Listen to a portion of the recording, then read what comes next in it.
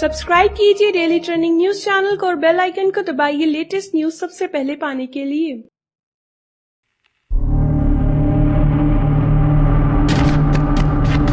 सलमान खान और विवादों का हमेशा से ही साथ रहा है, फिर चाहे वो विवाद उनकी गर्लफ्रेंड्स को लेकर हो या फिर किसी के साथ उनके झगड़े को लेकर हो। हम अक्सर बॉलीवुड में उनके झगड़े के बारे में सुनते आए हैं, लेकिन उनके सबसे फेमस झगड़ों में से एक रहा है उनका और विवेक ओबरॉय का झगड़ा।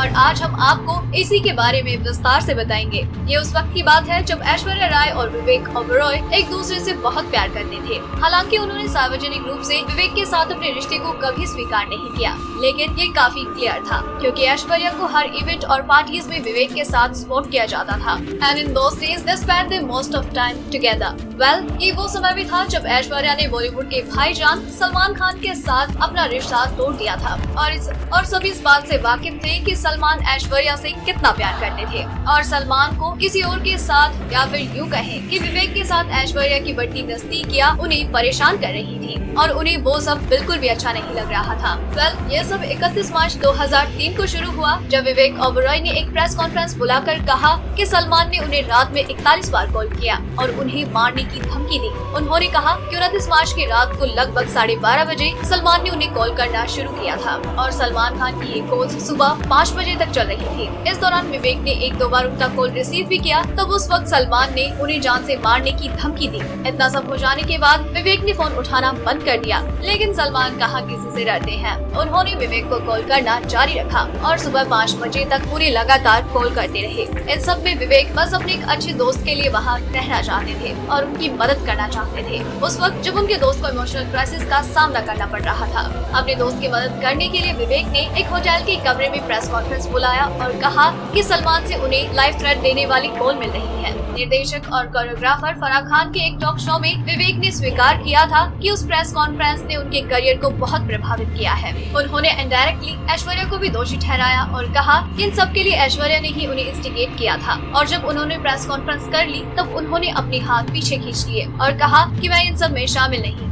उन्होंने ये भी कहा कि सलमान खान के भाई सोहेल खान, जो कि एक वक्त पर उनके सबसे अच्छे दोस्त थे, उन्होंने भी उन्हें कभी माफ किया और उन्हें इस बात का सबसे ज्यादा बुरा लगता है। ये प्रेस कॉन्फ्रेंस विवेक के लिए उनके करियर का विनाश साबित हुई। विडंबना ये है कि जिस अभिनेत्री के लिए उन्होंने आगे आकर ये सब किया, उसी ने कहा कि वो इसमें शामिल नहीं है। यहाँ तक कि उन्होंने तो उन्हें पहचानने से भी इनकार कर दिया। इतना कुछ हो जाने के बाद ऐश्वर्या ने उन्हें टालना शुरू कर दिया, यहाँ तक कि वो उनसे बात तक नहीं करती थी। यहाँ तक कि एक इंटरव्यू के दौरान ऐश्वर्या ने कहा कि उन्होंने बहुत ही इमेच्योरली ये काम किया है। इसके बाद विवेक को अपनी गलती का एहसास हुआ और उन्होंने सलमान से माफी मांगने की काफी बार ट्राई किया। विवेक ने एक अवार्ड सेरेमनी के दौरान भी मंच पर सलमान से सार्वजनिक रूप से माफी मांगी, लेकिन सलमान ने उन्हें नजरअंदाज कर दिया।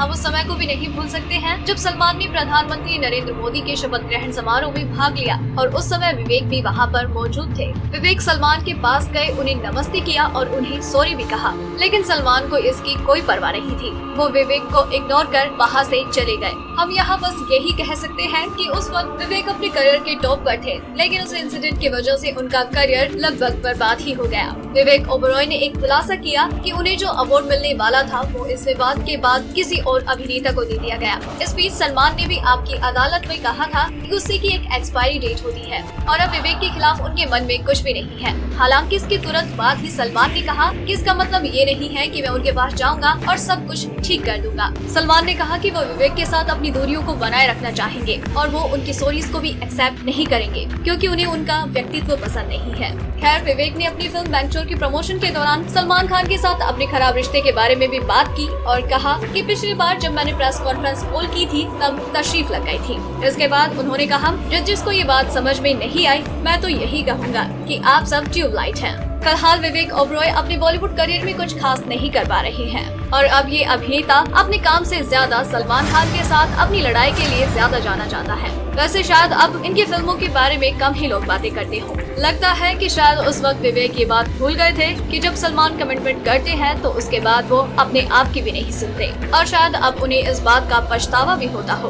अगर आपको हमारी ये स्टोरी पसंद आई तो इसे लाइक करें और अपने व्यूज हमें कमेंट करके जरूर बताएं। डेली ट्रेंडिंग न्यूज की रिपोर्ट सब्सक्राइब करें हमारा चैनल ऐसे ही लेटेस्ट और इंटरेस्टिंग न्यूज के लिए।